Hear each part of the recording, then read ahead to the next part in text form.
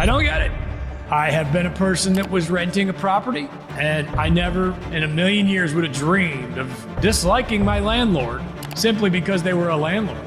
Short-term rental management with long hair Luke Carl and my seasonal mustache. I don't expect it to last very long, but it's here and I'm rocking it and it is metal. And I am grateful for you for being here, and also the new book. The new book did sell out on Amazon the day it was released. Of course, they got more copies quickly, but very exciting news. We expect it to be a bestseller in at least 1 to 3 categories. So great stuff from Smarter Short-Term Rentals, the new book. So I do have a sensitive subject that I would like to chat about today, and that is about the landlord-tenant relationship, the host-guest relationship, and the perspective of said host, of said guest, about the host, of said tenant, about the landlord. Somehow, some way, I think it was targeted, I stumbled across a Facebook thread or social media thread of sorts recently, and it was a lot of hate towards landlords. I mean, massive amounts of hate. And they were saying that they should be able to live for free and this and that, and politics were involved. And I was not surprised, but also shocked at the same time. I was very surprised at the amount of hate that was on this thread. Hate towards people that are providing you a place to rent, to live your life, to raise your children. And as a landlord, I was pretty offended by this. I do my best to supply quality homes in both my long terms and my short terms. I go out of my way, spend a little extra money on granite and stainless in my long terms, all of them, even the slightly lower budget stuff that I may have.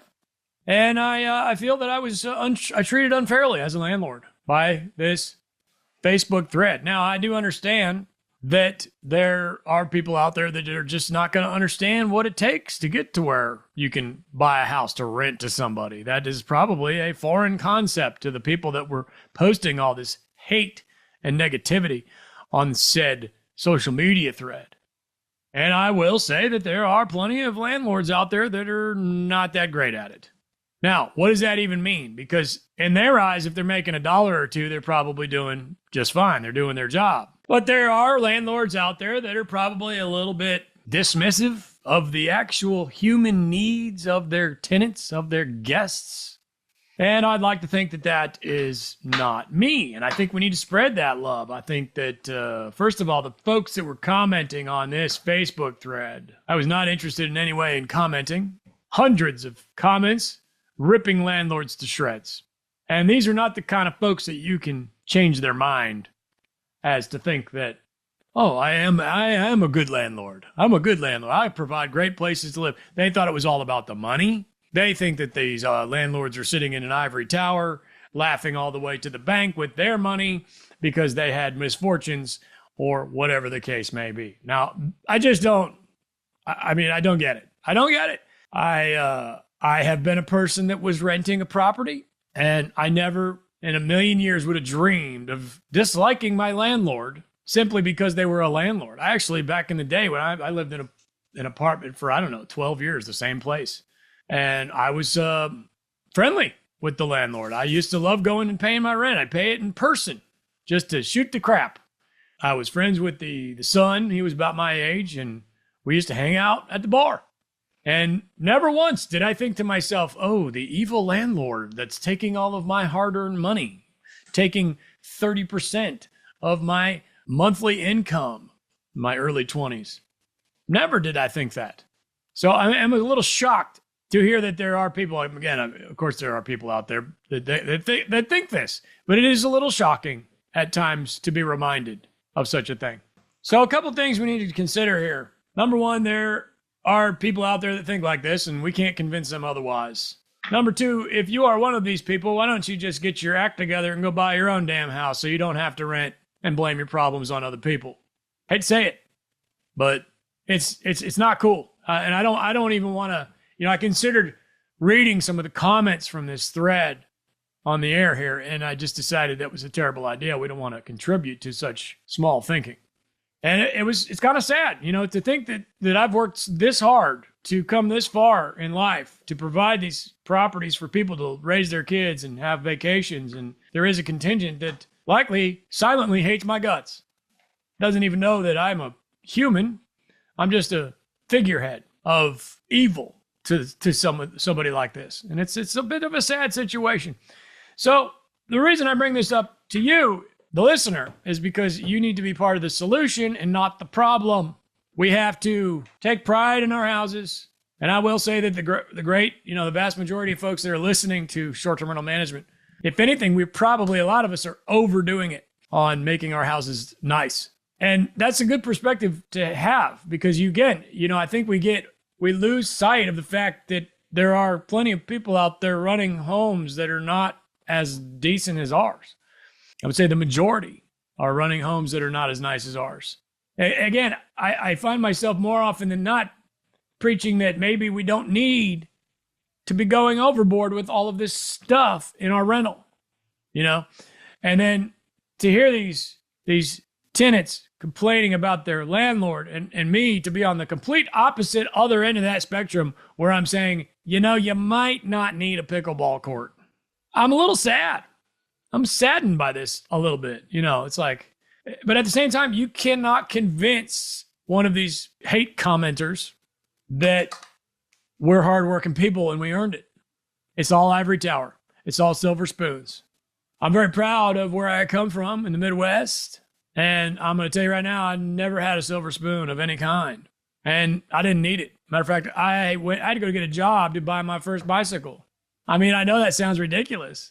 And yes, I probably had a bike before that I don't remember because I was too little. But the first bike I ever remember, I purchased with my own paper route money. And here I am with 200-300 units worth of rental real estate for people to live in and vacation in. And I earned every second of it. And I'm still earning it because guess what? Landlording is freaking hard. That's another thing. I saw one comment that said that every landlord I've ever met was narcissistic and cynical. Well, how many landlords have you met? And maybe we are to a certain extent. You have to work really hard and believe in yourself to get to where you're renting extra houses to people. And I can see where that would come across as narcissism. But all we can do is do the best we can, provide quality homes, quality amenities, quality countertops, decent toilet paper, and enough toilet paper, and be part of the solution. Be part of the solution. Contribute to society. Contribute to these folks' lives. Give them a place where they can create a story. Doesn't need to be that deep, but you get the point. So I am saddened a little bit by the comments that I saw. I will say that anybody that commented on that particular thread that I'm talking about is probably somebody that you don't want to rent to. All fair housing, of course, intact at all times. We play by the rules here at Short-Term Rental Management. I would assume that the folks posting on those threads are very keen on not paying rent. And where I come from, we pay the rent and we pay it on time. Because again, my hardworking Midwestern upbringing, that's just what you do. You work hard and you pay your bills. And your rent is your most important bill. You got to have that house to have the roof over your head and create a family. Now, if you got yourself into a sticky situation in life and a financial burden of sorts, I hate to say it, but is that my problem? Figure it out. Go buy your own damn house. Like I said, you know what I mean? I hate to say it, but if we're going to be sitting there hating and crapping on people on the internet, but again, that's what social media is. So I bring this up to remind you that you are a landlord. You are renting a house to somebody, and there's a chance that person doesn't like landlords. There's a chance that person lives in a rental and their landlord is not they're not their favorite person. And so when they come to your house, they have a preconceived notion that you are evil or you are living on your high horse. So keep that in mind. I think that as hosts renting high quality properties with nice everything, sometimes we can start to feel like we did these folks a favor by providing them this place to create these memories. And I think that there are a few people out there that no matter how nice your house is, they're still not going to like you. Now, again, I would love to point out the fact that the vast majority of humans and tenants and guests, quite frankly, don't give a crap. I'm just coming on vacation. It doesn't need to be that big a deal.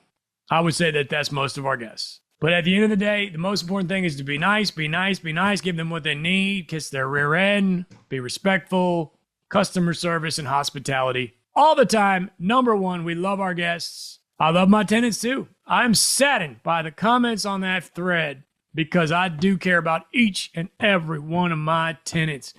I get a message that I got an HVAC down. That HVAC is fixed within a matter of hours. And also, you go look at my spreadsheets. Every single one of my HVACs on all my apartments and all my houses and all my duplexes is on a spreadsheet with the age. And I would be willing to bet that less than 10% of my portfolio HVACs are more than 8 years old because I care. I care. I do.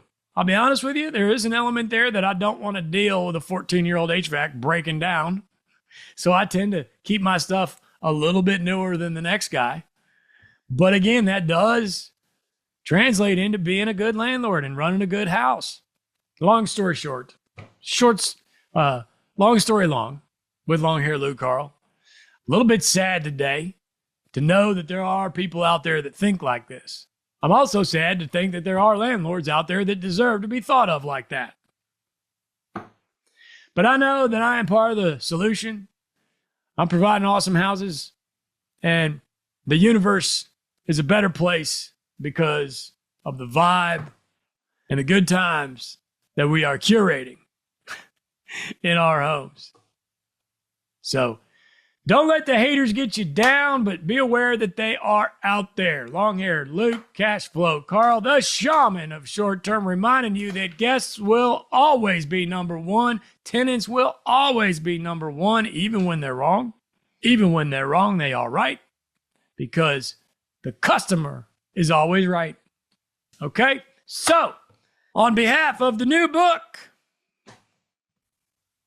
Smarter Short-Term Rentals, which sold out, by the way, on Amazon the first day it was released. Sold out. Of course, they got more copies in pronto. Going to be a bestseller in at least 3 categories. So, short-term rental management, I'm going to leave you this week with a quote from the great Ric Flair. And that is that you can be the world champion, or you can be a guy that wants to be the world champion. Don't overthink it.